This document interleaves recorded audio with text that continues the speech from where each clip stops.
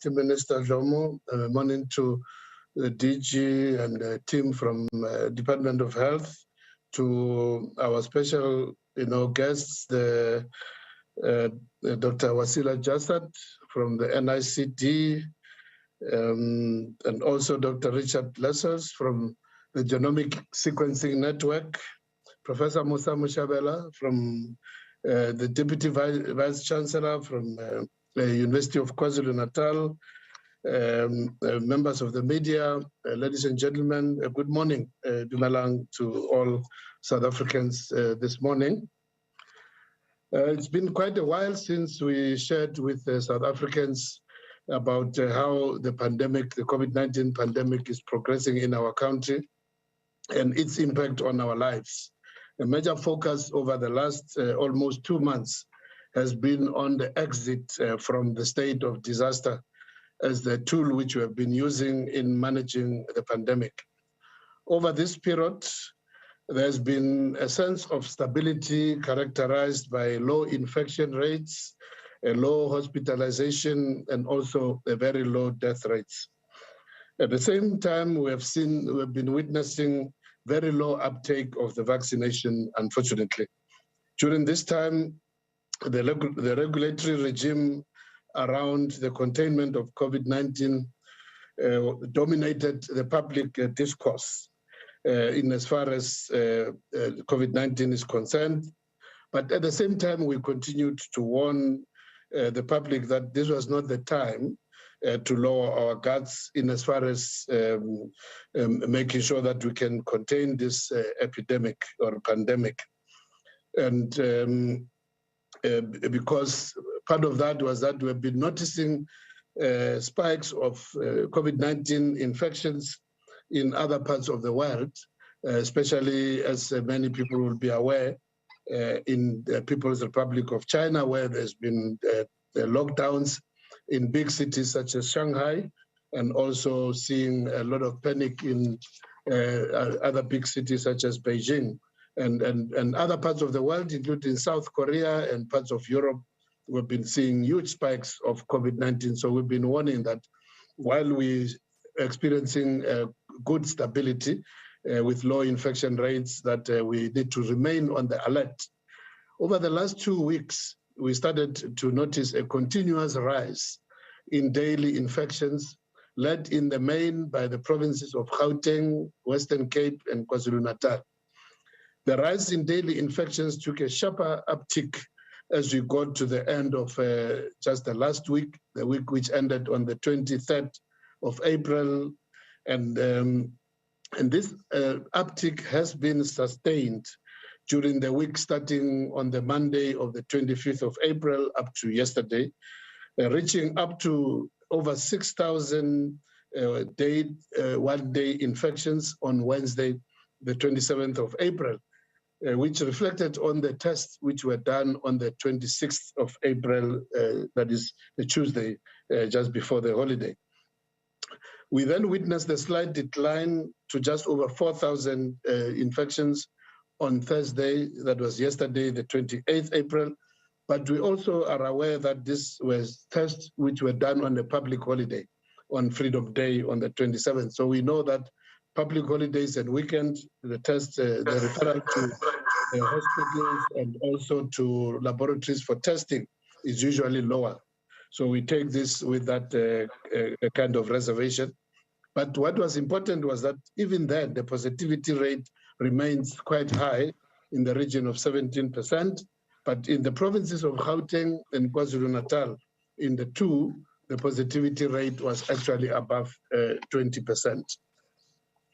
So we decided to wait a bit longer to observe this trend before we could communicate with the public, just to be able to have at least 14 days of observation to see whether this upward trend was being sustained or whether it was just something which was just for a moment.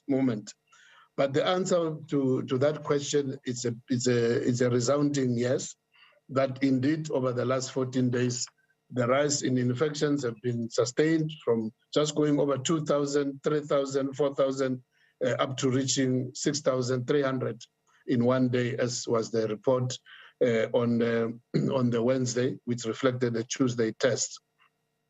Nationally, as of 25th of April 2022, there has been a 137% increase in new cases compared to 7 days prior, which is, when you look at the infection curve, it's a steep rise.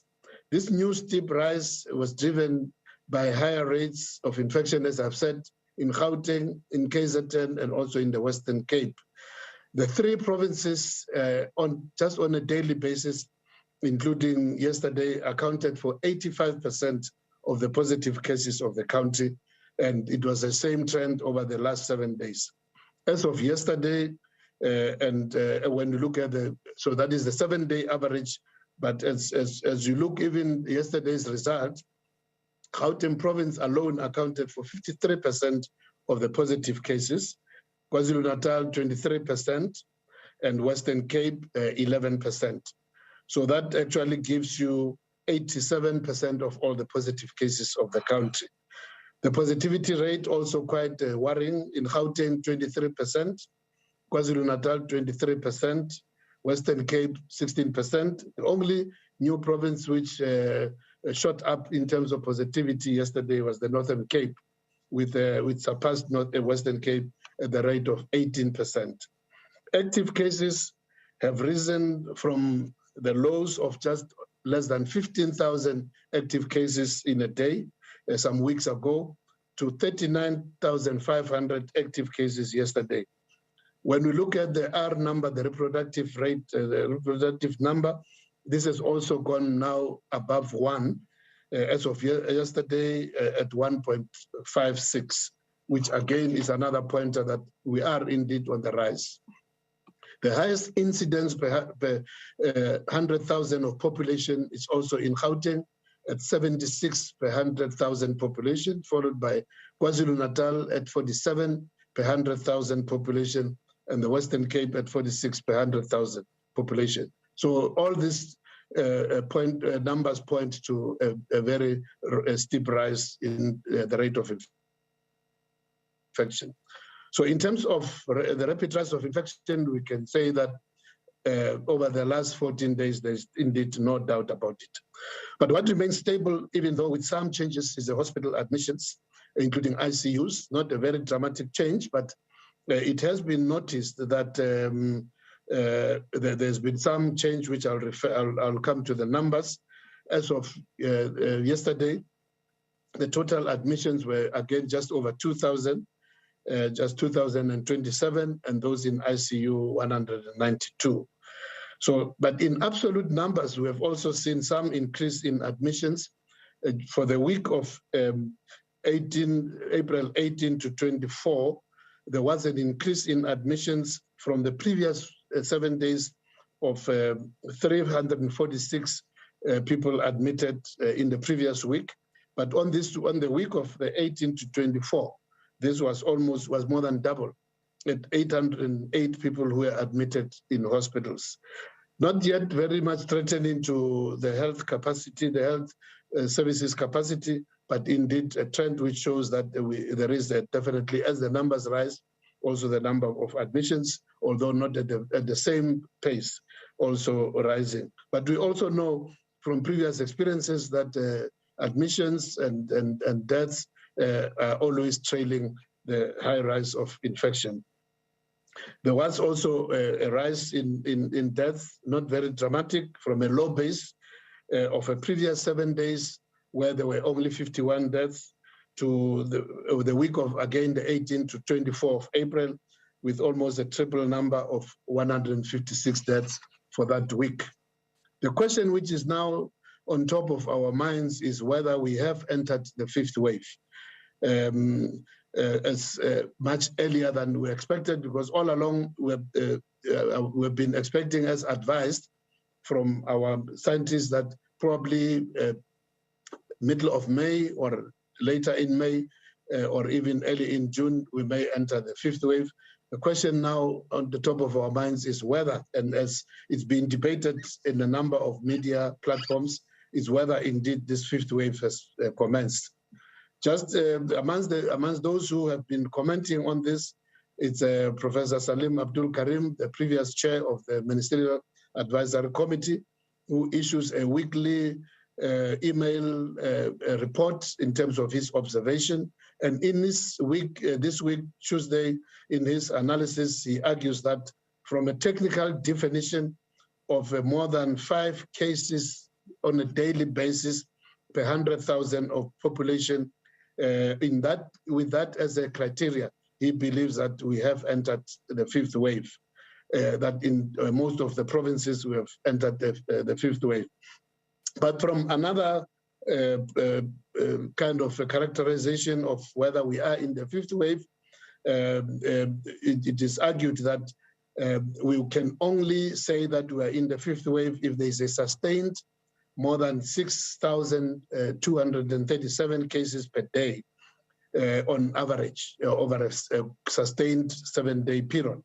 That will then tell us that we are indeed in the 5th wave. But whichever way you look at it, even from this kind of definition, as I've already alluded to on the Wednesday, the 27th, when we're reporting on the cases reported of the laboratory test of 26th April, we're already above 6,300. And there's just a dip from yesterday's report, which reflected tests done on the holiday. So whichever way we look at it, it does suggest that we may actually be entering the 5th wave much earlier, and we will possibly, we have to just wait for a few more days, maybe another 7 days, to can be very sure that this was not just a sporadic uptick, but it is a sustained uptick. What is also uncertain is, from our scientists, is whether, because we have always been informed also that when the new wave comes, it will be driven by a new variant. But at this stage, we have not been alerted to a definite new variant except changes in the Omicron, which is now just the subvariant of the Omicron. So our scientists have been saying to us that a new wave will be driven by a new variant, which will be more transmissible and which will escape immunity. But at this stage, the variants which have been confirmed are the subvariants of Omicron, currently dominating being the B4 and the B5, which have some changes compared to the original B1, but not enough to be defined as variants of concern, because we are told that the changes are not that significant and they still bear the hallmark of the original Omicron. So this is also a question mark which we have to observe, and we'll listen. I'm sure Dr. Lassen will tell us more about this from the genomic sequencing.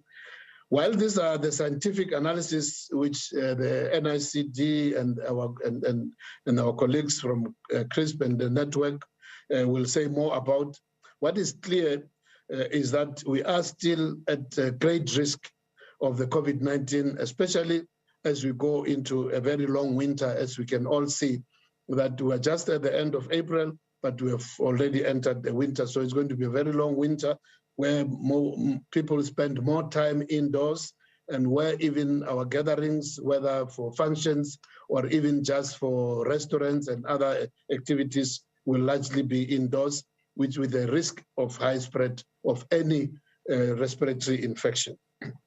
Because of the lack of a clear driver of the spiking infections, there's also an analysis that because of the Easter weekend, which also coincided this time with the holy period of Ramadan for Muslims, and also the Passover for the Jewish faith, that there were a lot of religious gatherings, which also could have been the trigger for the spike which we have seen over the last 14 days, because this is also coinciding with just the 14 days after the Good Friday and the Easter long weekend.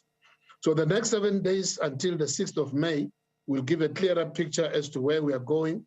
That is, whether the 5th wave has started earlier without any distinct new variant, except for the sub-variant, whether the sub-variants will be the ones driving the early entry into the 5th wave, or whether it's simply gatherings as a result of the Easter weekend, as I've already alluded.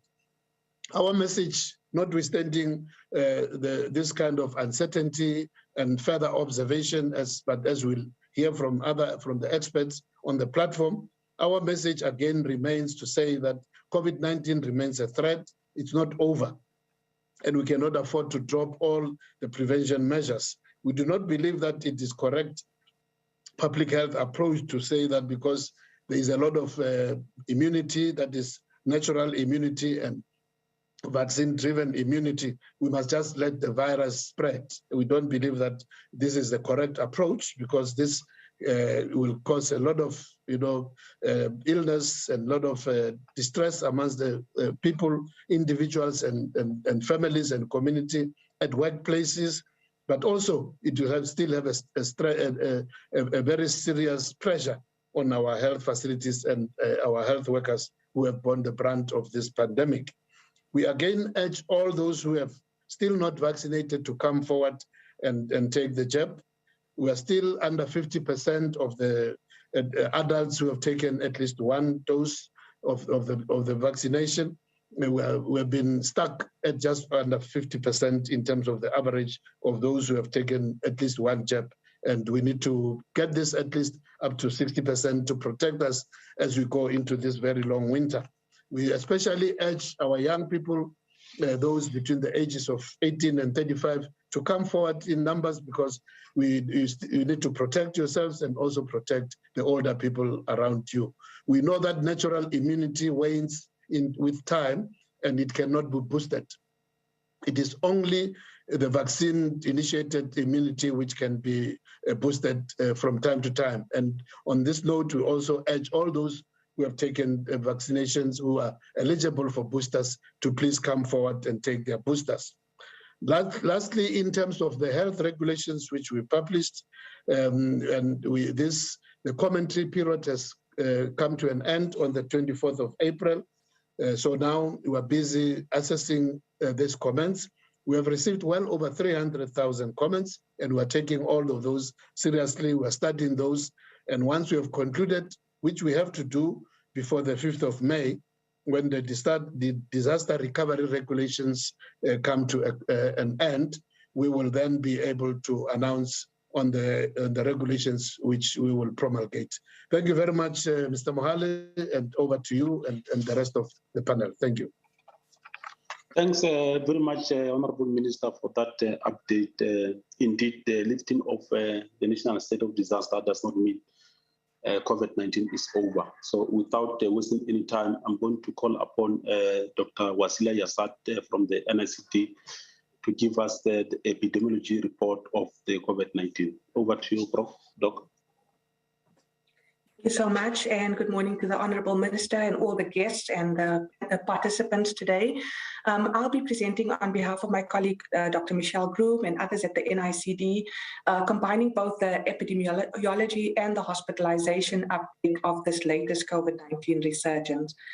So we know that globally, after the steep Omicron wave, there was a secondary wave of probably BA.2 across the globe that caused another a peak. But since then, cases have been on the decline across all regions. However, in South Africa, we've been noting an increase in the percentage testing positive for about 5 weeks, and a very rapid increase from week 14 to 15 and to week 16, and currently the percentage testing positive at almost 18%. We've noted that percentage testing positive has increased in every province, with a very sharp increase in the last week, and the highest percentage testing positive being in Gauteng, KwaZulu-Natal, and the Western Cape.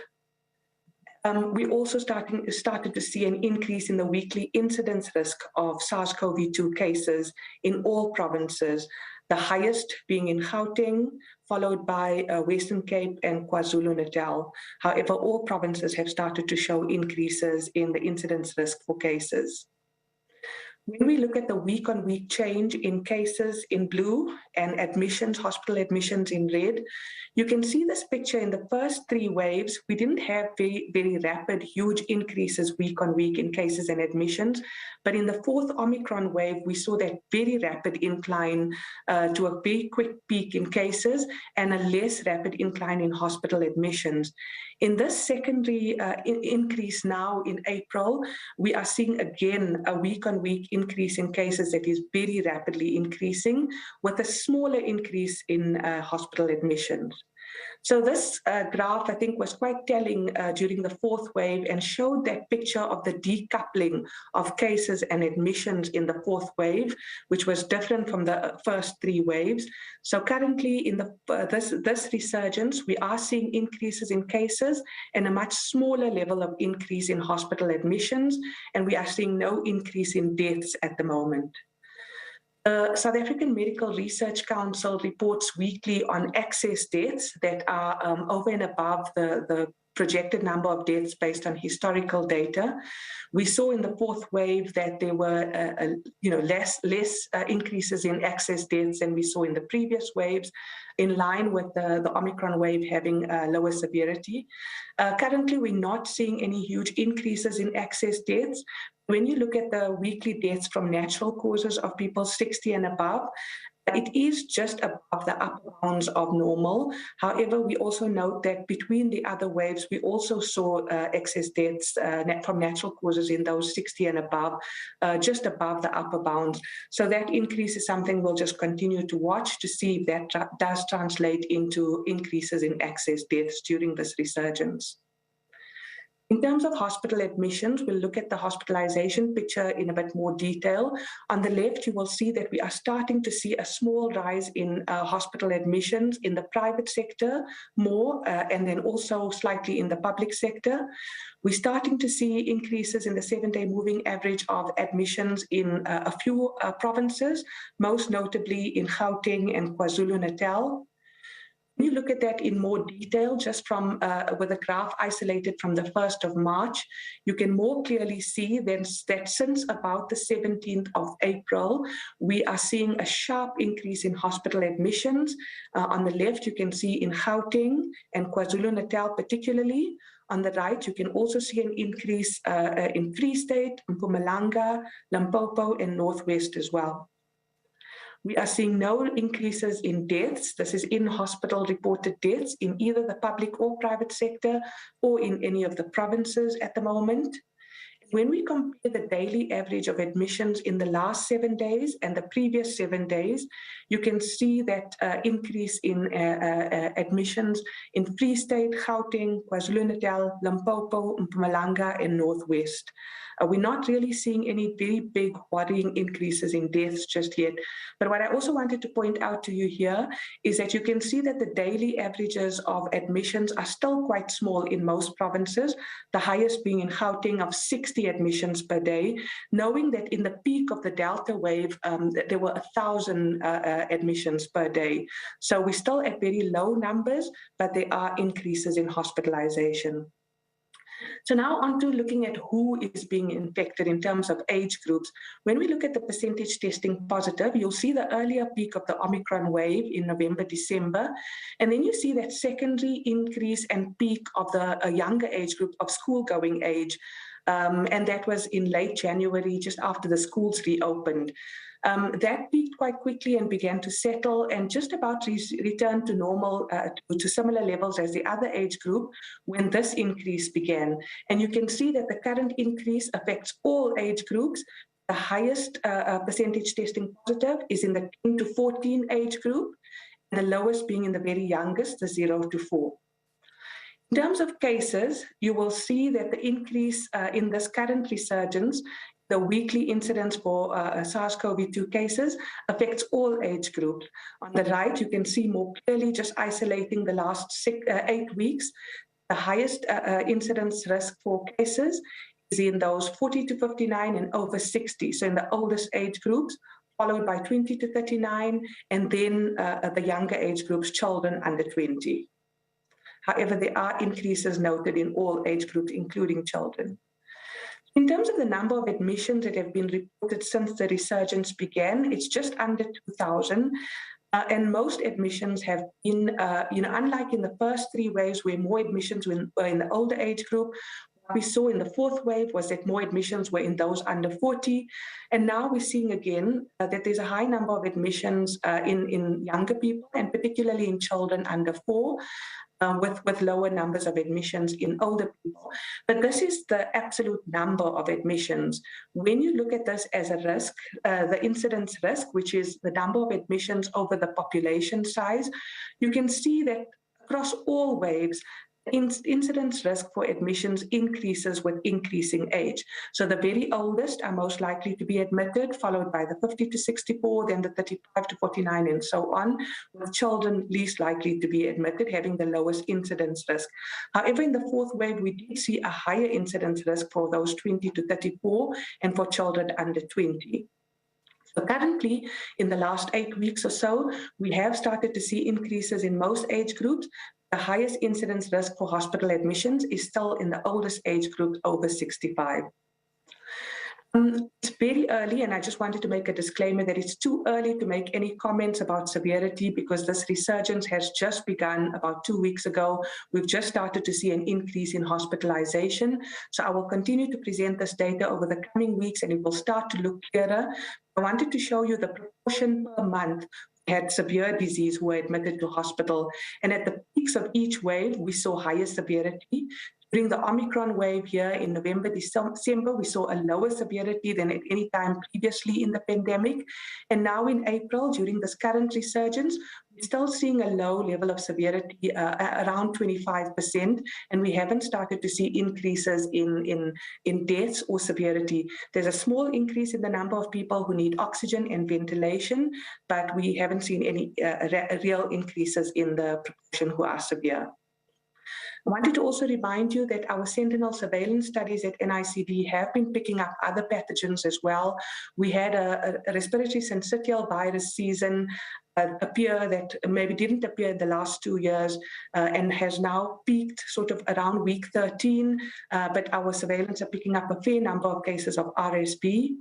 Also have had sporadic cases of influenza as well. And so given the winter season and the time for the circulation of other pathogens, it must be borne in mind that along with the current resurgence of SARS-CoV-2, we also have other pathogens circulating. So just in summary, we are seeing globally a decrease in case numbers in all regions, but some cities are starting to see increases. Dr. Lessels will talk about the genomics surveillance here in South Africa, but we're starting to see BA4 and BA5 increase in prevalence from 16% in March to 44% in April. Our wastewater surveillance have shown small but sustained increases in Gauteng, KZN, Free State, Western Cape, Northern Cape, and Northwest water plants. Now we are reporting increasing percentage testing positive cases and hospitalizations, although no increases in deaths or excess deaths just yet. And I think the minister has given a good explanation on, the complexities of calling this a new wave or just a resurgence, but it's something that we continue to watch over the coming weeks. In terms of the differences by provinces, in terms of the percentage testing positive and the incidence risk of cases and hospitalizations, Gauteng most affected, as we saw in the first Omicron wave, along with KZN. And in terms of ages, all age groups are increasing in percentage testing positive, although the highest being in the 10 to 14 years age group. And in terms of cases and admissions, the incidence risks are increasing with increasing age. So the highest risk of cases and admissions are in the older groups. Just in terms of some actions, I think it's very important to continue the genomic surveillance to monitor for any new variant of concern that might emerge and for the sort of prevalence of these Omicron sublineages.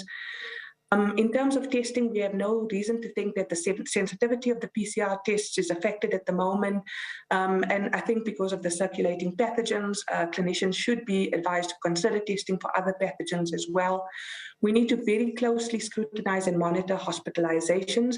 At the moment, there are no indications that there are increased severity, but of course, we need time, we need a few weeks for those trends to develop, and that's something we'll continue to report on. And also at the moment, there's no pressure on hospital beds or oxygen, but our provinces are on high alert for surge preparedness to ensure that they are prepared with beds and oxygen should the increases materialize. I think the research has conclusively shown that even if there is some loss of immunity with new variants or with subvariants, vaccinations do still protect against severe disease.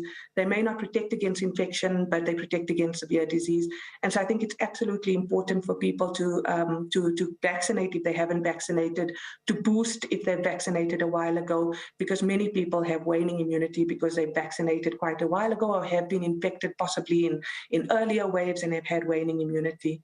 I think just to emphasize for the public out there in terms of if you have symptoms, most importantly is to isolate and to avoid passing on the infection to others, and to note the signs of deteriorating illness so that you can seek healthcare early. Thank you so much.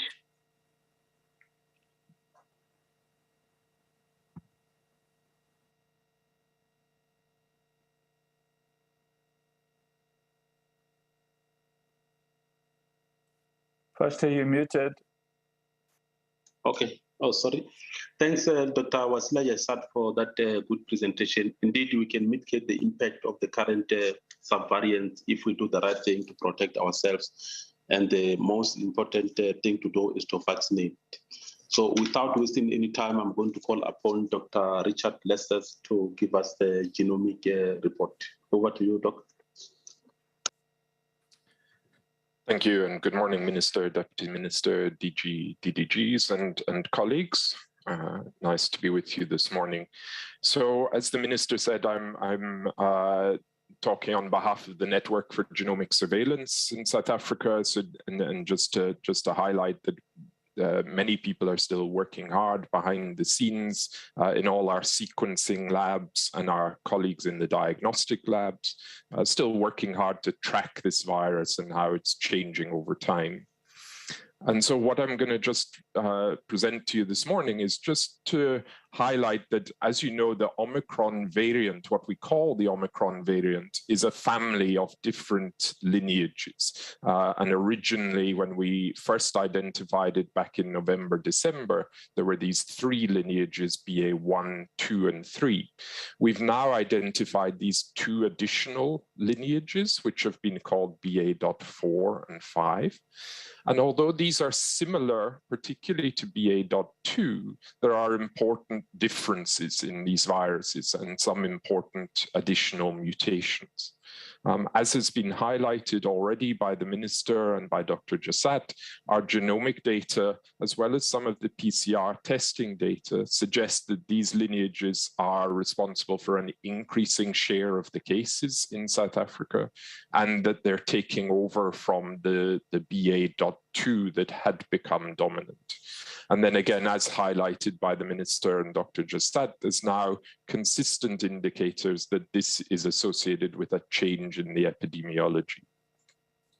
So just to highlight here pictorially, this is just a graphic of what we've seen with the 4 waves of this epidemic in South Africa. We've seen from the second wave onwards, these variants of concern, first the Beta, then the Delta in green, and then this Omicron variant from November, December. What we sometimes forget is that even within this Delta wave, there was quite a lot of diversity of that variant. So there were multiple lineages of the Delta variant that circulated during this wave.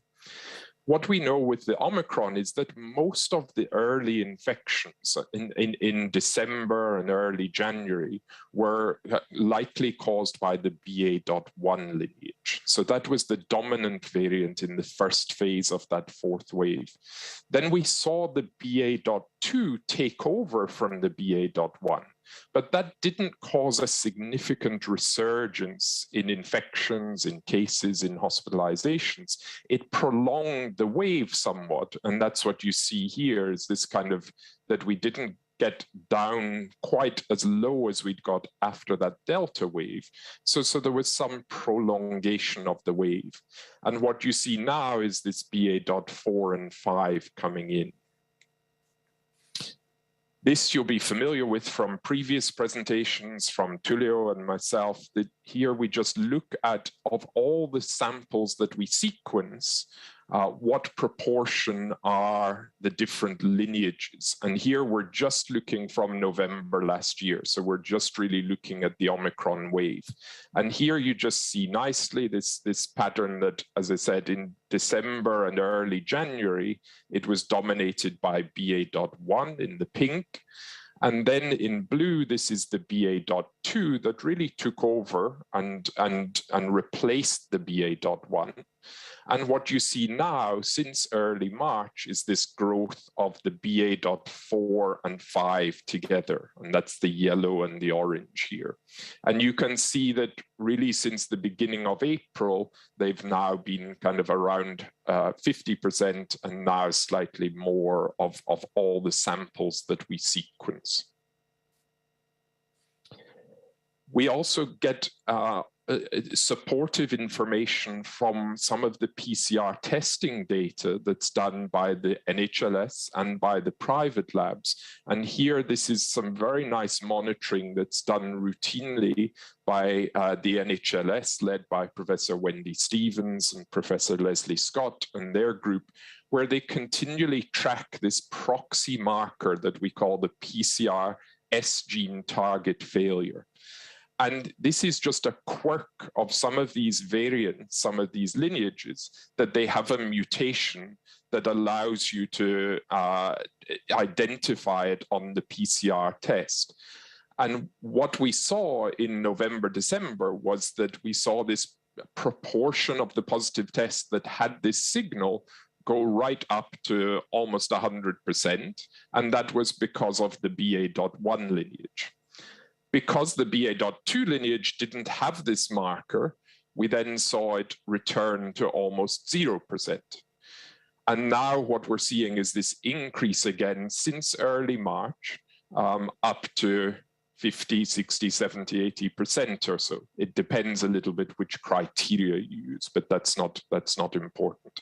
So this gives us confidence that what we're seeing in the genomic data is matched by the PCR testing data, and gives us confidence that it is these BA.4 and 5 lineages that are associated with the increase in cases. As you know, we sequence samples from all around the country, but often when we get a resurgence, we're initially focusing on where that resurgence is happening most obviously.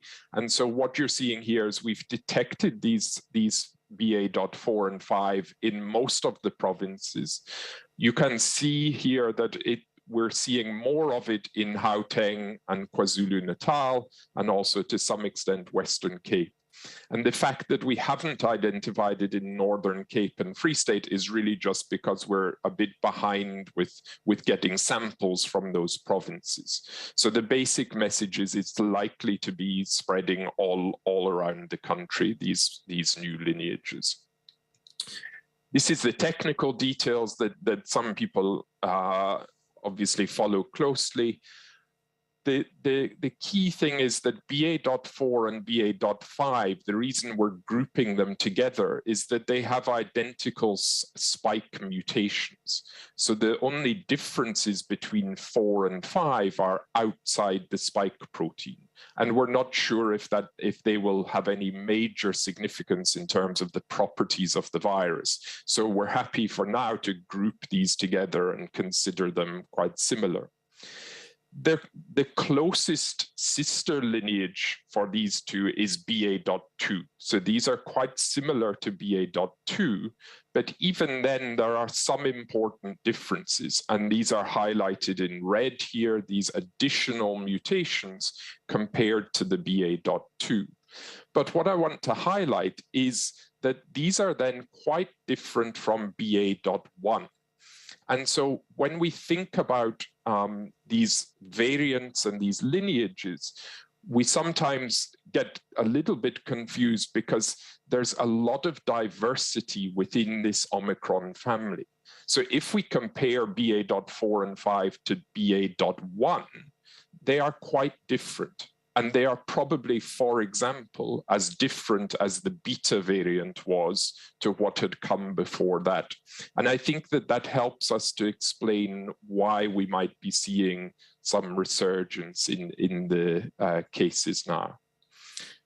Again, just the technical details, why these mutations might be at important positions in this spike protein.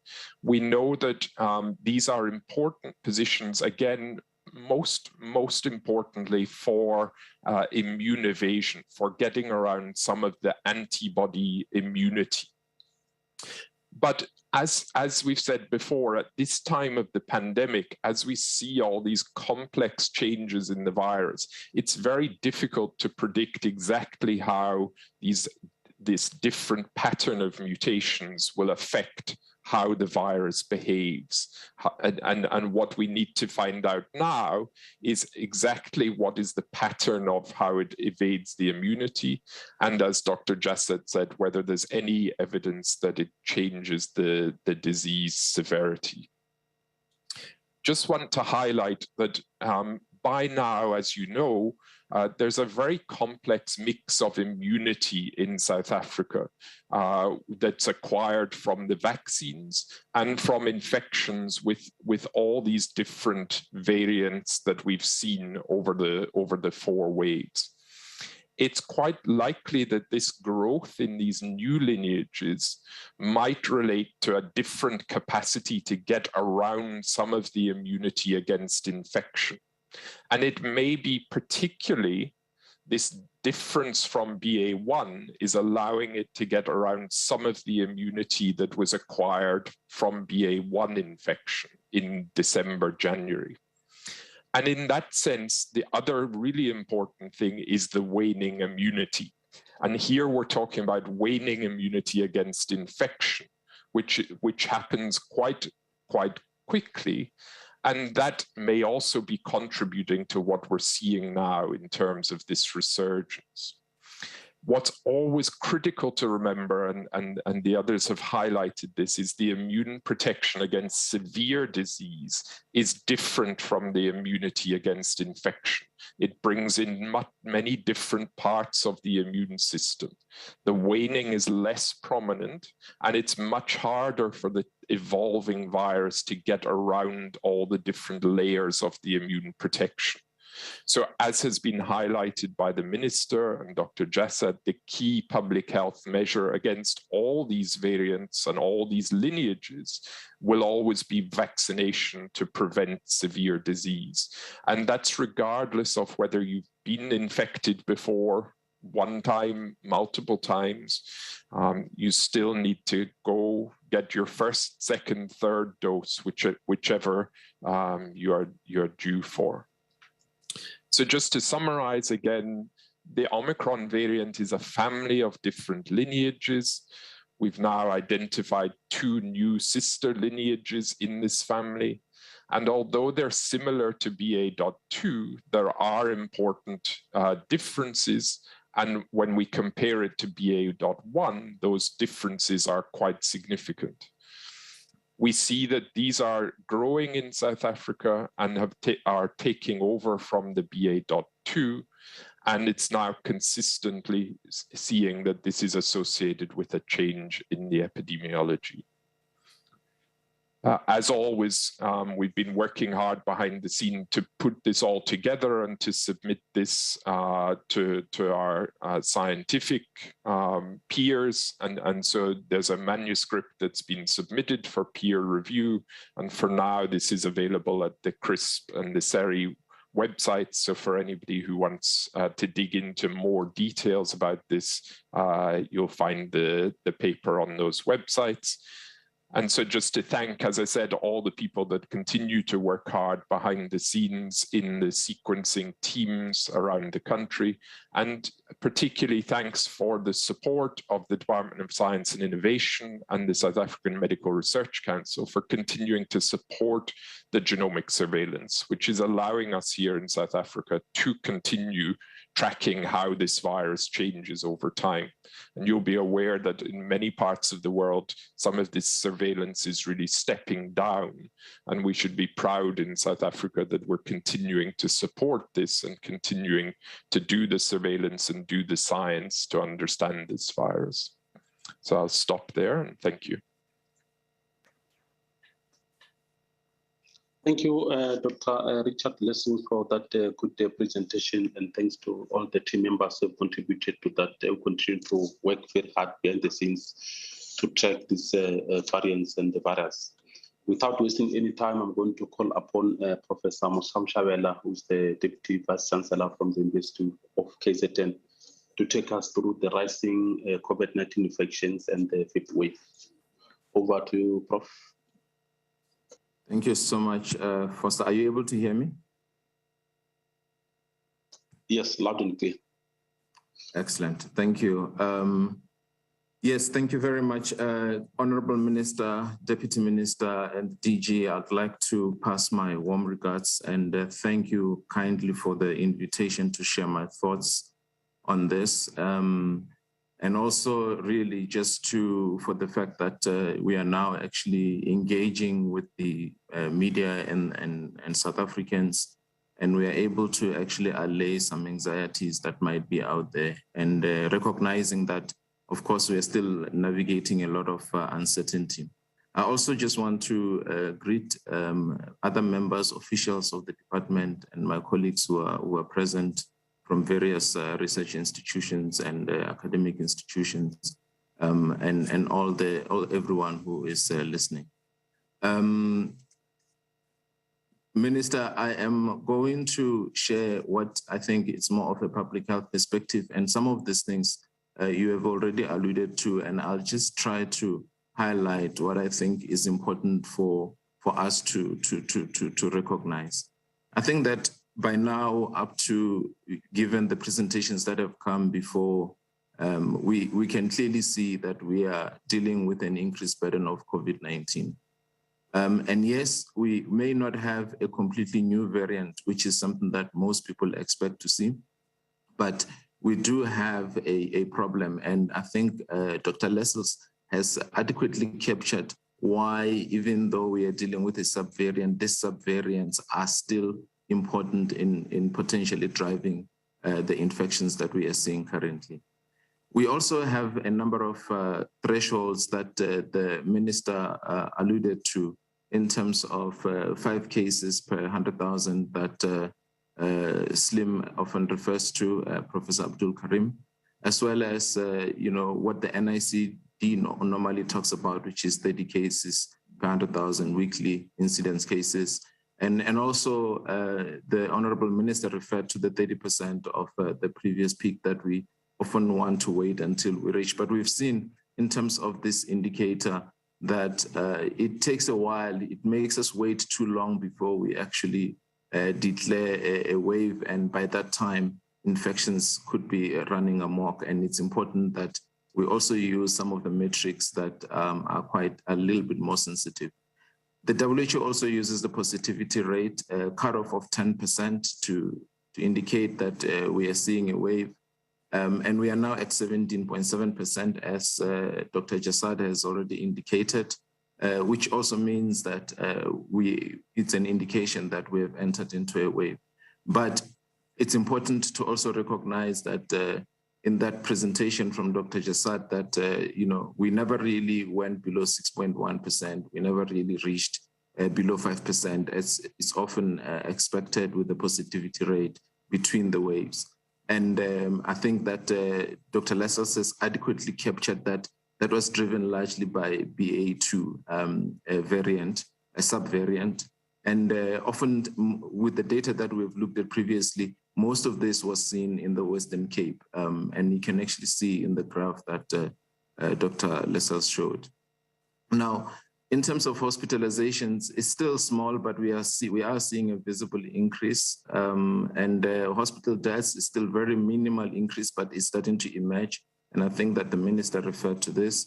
And excess deaths, as Dr. Jasad showed, we don't have a clear increase as yet. So in a way, what this means is that we are still in that space of flux where the trajectory is still going, but the trend is still clear and it's emerging, and we need to work with what we've got. And it is true, I agree as well, that I think another week will probably add a lot of value in terms of clarifying many of these trends. But as we know, waiting a week before we take action can also get in the way of some of the important interventions that people can put in place to protect themselves. This is the slide that actually shows you the cutoff point for 5 per 100,000 in terms of 7-day moving average. And you can see that the 3 provinces that colleagues have referred to, Gauteng, KZN, and Western Cape, have breached this, and they are the ones currently in terms of numbers driving the numbers in the country. But also, as we know, these are the biggest provinces that we have, that we often see, and sometimes the Eastern Cape is also part of that. Now, there is a debate that I think the minister alluded to in terms of whether we are in the COVID-19 wave or not. And really, this is a technical discussion about whether we have a sustained trajectory or not, or unsustained trajectory. And I think for me, what's important is that the debate really focuses on short-lived exposure that may have arisen after the weekend, the Easter weekend, and the minister alluded to that. And also we saw that BA2 resurgence, which was also short-lived, and colleagues are worried that what if the BA4 and 5 might be short-lived as well? We need to see a clear trend. And also the fact that we have a very delicate balance of immunity, and that might also help in terms of curbing the trajectory. And so all of these points are valid, but at the same time, I think that we have to recognize that this is the first resurgence we are seeing since the ending of the state of disaster, and this ending of the state of disaster came with reduced restrictions. And also, this is the first time we are seeing a resurgence really driven by what we see as a sublineage or a subvariant. So we will continue to monitor, and hopefully in an update that we'll be seeing in a week's time, that can also give us a better indication of the trend. Now, I think here we often talk, in our minds, we tend to want to simplify things, and we often look for the one thing that's driving the resurgence or the wave. But the reality is that these waves and resurgences are driven by a complex interaction of different things. I think that the minister alluded to a lot of things that may relate to behavior, and I think Dr. Jasad has also done that. But also, as Richard has indicated, that there are variants that are also interacting with a complex interaction of immunity. So all these three things are interacting at the same time. And this is also why when we think about how to control the pandemic and the spread of infections, we need to think about how we are influencing these different areas. Yes, we may monitor variants and we may be able to use them to explain infections, but there's a lot that people can do in their own behaviors every day in terms of protecting them from exposure or seeking healthcare and so forth. And we also recognize that all of this happen in a particular environment context, like when it's cold, now people may be gathering indoor and not ventilating properly. And this might actually increase the airborne spread of COVID-19. And likewise, right, we have to unfortunately leave it there. Thank you very, very much. But we will, of course, continue to monitor and cover that for you on SABC News. Thank you for watching, everyone. Indeed. And as you heard there, of course, the authorities waiting for slightly more information. So within the next week or two or so, there will be much clearer pattern.